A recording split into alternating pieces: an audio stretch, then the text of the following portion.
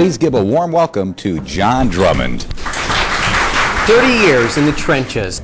I started out full-time in a place called Ottumwa, Iowa, which is a community about 33,000 in South. Where were you born? I was born in Eau Claire, Wisconsin. Okay. In God's country. Okay. That's right. I worked somewhat in radio when I was in high school, so I actually started there. But the first full-time job I had was in Ottumwa, Iowa. Okay. And what did you do there? Well, everything you've seen but not before. We were so, a newscast in a community like that, you don't have a lot of action. When there's a break-in at a gas station, that's big news. Oh yeah. I had to call, I always call the various funeral homes to see, have you got anything for us tonight? Then I would call the hospitals to see if they had anything for us, meaning births. So you got stories like that. And I would cover, actually, all kidding aside, that's very good training for a person who wants to get into news. A smaller market, it could be in the City News Bureau here in Chicago, or work in what we call, frankly, called in tank towns. Right. You cover the school board, you cover the city council, you cover the board of supervisors, that type of thing. You go to the police station, you go to the sheriff's office, you go to the circuit clerk's office, so you learn to enterprise stories. Right. In that sense, it's very, very good training. I'm very serious when I say that. And the news isn't always that exciting. I remember covering the Blackhawk Hunter Board of Supervisors, which is in Waterloo, Iowa, which is my next step. The big story there would always be the farmers would come in every Monday morning and they say, well, I had 5 sheep killed by wild dogs. And the next one would say, I had 3, so they'd figure out how much that the farmer got paid because of the wild dogs. So it wasn't really exciting like in Chicago. Okay, and you're known, at least for my generation, as being one of the toughest investigative reporters on television. When did you become an investigative reporter? Well, I did. Actually, a lot of it when I came here. I would do that in other markets as well. For example, by investigating, I'd like to, by enterprising stories, I did a lot of stories I have with organized crime. With politics, things like that, and to say how that began, it just evolved. I think that's how you started. I covered probably at a time, I think what I did probably at a time when it wasn't very popular, I covered a lot of trials. Okay. To get a start at something that wasn't done. Now that's not investigative per se, but I'd like to take a mystery, and I like to work the phones. I like to try to bring the story up and advance the story if I can. For example, today, we had a story where the indictment was yesterday, actually. A man named John Serpico was indicted on a kickback scheme, a racketeering scheme by the federal government. I remember covering in 1985, Mr. Serpico appeared before the Presidential Commission on Organized Crime. I kept the transcript of that conversation because he was a man who was a labor union official. He was head of the Port Authority in Chicago, who was asked about all these names of these organized crime figures that he knew. Right. And he would say, yes, he knew them. He was a friend of him. Do you know what he did for a living, or do you know what, for example, that he was head of the La Cosa Nostra or an outfit figure? Right. And of course he would say no. But things like that, I thought lent a little to that story because most people don't remember. Here's a guy that gets up and says he knows these guys, but he didn't know what they did for a living. Right. I like to break stories sometimes. We could, for example. Well, have you ever gotten into a situation that I would say is where it was a little dangerous? Actually, let me tell you one thing. I think that most people that do organized crime stories, and to my knowledge, there's been only 2 people who have been killed covering organized crime. One was a man by the name of Jake Lingle, who worked for the Chicago Tribune and was murdered not far from this facility at the Illinois Central Station on Randolph Street in the early 30s. Okay. But it turned out that the Tribune made a big hue and cry about Lingle, that he was one of theirs, and Colonel McCormick was going to offer a reward till they found out that Jake Lingle was on the payroll of Al Capone. So we can drop that one. Right. The second one happened in Phoenix, Arizona, in 1976. A man by the name of Don Bowles went over to turn the ignition on his car, and it blew up, and he was killed. What happened then was a consortium of news people came out to Phoenix and put a lot of heat on the people responsible. So my point when I'm trying to get at it, let's assume that Drummond, and I'm not saying that I did, let's assume that I was really a real thorn in the side of the mafia or outfit, as we call it in Chicago. Why wouldn't they then take reprisal against a reporter? It could be Drummond, it could be anybody. Right. It would be counterproductive. Frankly, could you imagine this? What Channel 2 would have loved? Drummond slain, details at 10. When we get audience, we get numbers. And then all the power of CBS and all of the networks would get together and offer a reward, and they put heat on the federal government as well as the local police to solve it. So it would be counterproductive. Right. It's better, in other words, for the outfit, which is a paramilitary outfit in discipline in its heyday, when it was headed by Tony Accardo, you'd have to let it ride. Yeah, but there's got to be at least a few occasions when you were actually covering something and somebody Sure. Number one, you're always going to. I mean, I'm thinking Pam Zeckman got a few close swings at her. Some of the worst one had, believe it or not, had really nothing. Of course, naturally, people are going to call up and say that your ancestors were a four-legged variety, or they might say that you should do something, the natural sexual act, which I won't say here with the ladies and gentlemen present.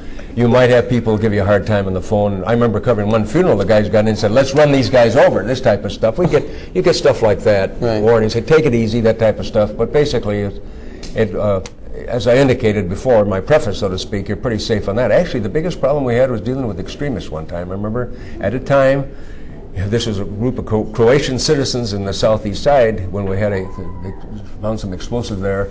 And remember, they were saying, we don't care, Drummond, whether you're expendable. Or one time in a case of a guy named Workman in 1973, killed members of his family. Somebody called the station and made some very threats that I was going to be, my insurance had better be paid off because I wouldn't make it through the night. And that type of stuff from a guy who was mentally deranged, that kind you worry about. More so than anybody else. Did you ever imagine yourself doing anything but what you do? I mean, if you could go and do another career, another job, what would it be?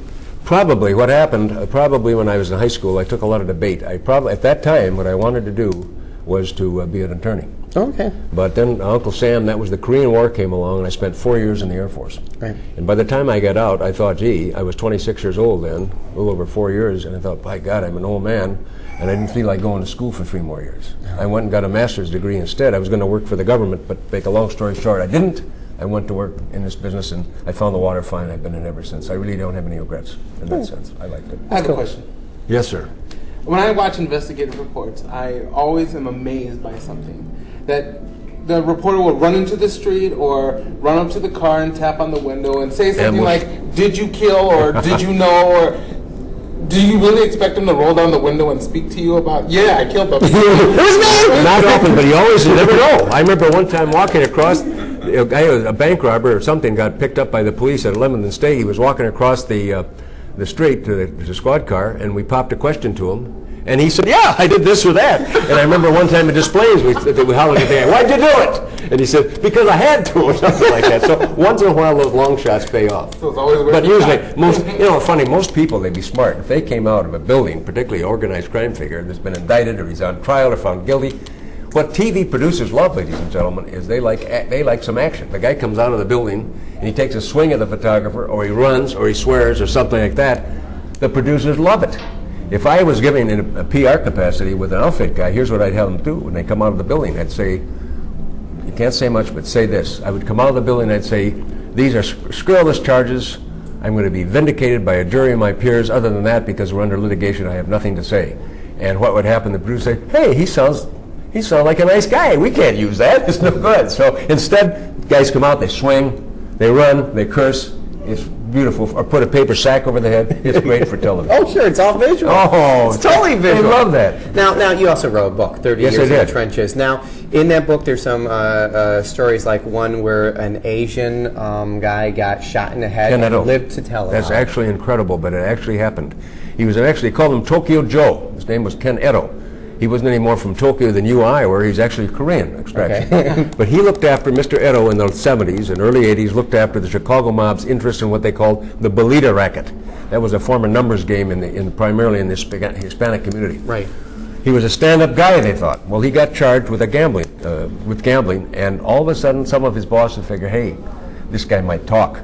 We better take care of him. So what happened, to make a long story short, they set up a dinner meeting. They didn't think he was a stand-up guy, and he was, but that's beside the point. So they said to Ken, our boss wants to meet you. So two men, a man by the name of Jasper Campisi, an old outfit warhorse, and John Gattuso, who, by the way, when he wasn't as an outfit hitman, worked for the sheriff's department. They got him into his car, to meet an individual in a restaurant. Mm-hmm. So they drove all the way down to what would be basically toward Grand and Harlem, and they pulled into a parking lot there by a theater. And Ken got a little nervous at that point. He said, we're going to meet the guy here. So Mr. Campisi said, Gattuso's in the back seat. All of a sudden, Mr. Ken Edo finds a cold steel revolver or automatic against his back of his head. They start blasting away with him. And Ken Edo was two things. He was probably one of the greatest actors in the world. Number two, he was one of the luckiest men in the world. There was a silencer on that gun. It may have caused some problem in the velocity of the bullets, but Ken Edo slumped over. He'd been shot in the head. He was bleeding profusely, and the two guys left him for dead. Ken Edo sees him leave, staggers over to a pharmacy nearby, and says, "I've been shot, call the cops." So the pharmacist immediately calls 911. And the conversation then between the pharmacist and the guy on 911, I guess was the fire department, was ludicrous. He wanted all this information. Well, what happened? What, blah, blah. Here's a guy probably even shot today. Doesn't have time to so stop. they finally get the ambulance over. Ken Edo's taken to a hospital. And by this time he says, "Hey, they want me to be a stand-up guy. I can't be a stand-up guy anymore. What good is it to me?" And so he tells his tale to the federal people, to the city cops, the state's attorney's office, and other investigators, and he becomes a star witness in various trials. Amazing. Yeah. Amazing. It's an amazing story. He was shot, taken for a ride, and lived to tell about it. Now, there's another story in the book about The Natural, the movie The Natural. That's right. That's one of my favorite stories. That happened. Go ahead. Maybe some of the folks that are watching this newscast saw a movie with Robert Redford called The Natural. The baseball movie. Based partly on what happened here in Chicago at the Edgewater Beach Hotel. I think it was in 1949. There was a fellow that played with the Cubs first base by the name of Eddie Waitkus. They called him Cowboy Eddie Waitkus. He was traded to the Philadelphia Phillies. They come in town, that is the Phillies, to play the Cubs. Meanwhile, a woman by the name of Ruth Steinhagen has just a real crush on Eddie Waitkus. She's also, unfortunately, mentally disturbed. So she finds out the Phillies are staying at the Edgewater Beach Hotel. She gets a room at the Edgewater Beach Hotel, and she calls down to Cowboy Eddie Waitkus when he comes in from dinner that night. "Hi, look, my name is Ruth Steinhagen. Could you come up to my room for a minute? I've got something to show you," or something like that. Now, number one, if somebody called me a woman from another room, I think Cowboy Eddie Waitkus went up there figuring he was going to have a ball. I don't know. He'll deny that probably. He goes up there, opens the door. There's Ruth Steinhagen. "Now, what can you tell me? What do we need to talk about?" he says. She's there with a rifle. Boom! And shoots him in the lung. Cowboy Eddie hits the deck. She calls apparently the police. They come to the door, and she's hauled away. And Waitkus, by the way, survived. He went on to live and play baseball again. Ruth Steinhagen was judged mentally incompetent and was sent to a mental institution in Illinois. And whatever happened to Ruth Steinhagen, I don't know. That was years ago. But that's basically what that movie, The Natural, was about. And that was a big story when it happened in 1949. That's amazing. That's amazing. We're running out of time, but so I want to do this real quick. And I'm telling you, you're probably one of the best interviews ever because I don't have to say anything. Maybe I'm getting long-winded. No. Well, as long as I don't have, you remember what they have with some guys when they keep going, they have what they call constipation of the brain and diarrhea of the mouth. I hope I didn't No. Luckily, we haven't got that. Quickly, let's just go to one-word associations. What's your favorite food? Oh, if toppers are good and everything, a steak. Favorite color? Oh, I guess blue. Favorite movie? Oh, The Fugitive, of course. Yeah, exactly. You appeared in it. A favorite music performer? Oh boy, vocalist, singer. Boy, let me go back away. I like the old music type. I like Gun Millers, that type of stuff. Bob Early, going back to that. I like Dixieland. And favorite restaurant locally here in Chicago? Oh, there's so many. If I do that, I can't name one. I just was over at Miller's Pub tonight. That was very good. Favorite salad dressing? I think French, probably. Okay, John, I thank you. Well, I thank hope you you. come back because I really enjoyed All it. right, thank you. Thank you very much. Thank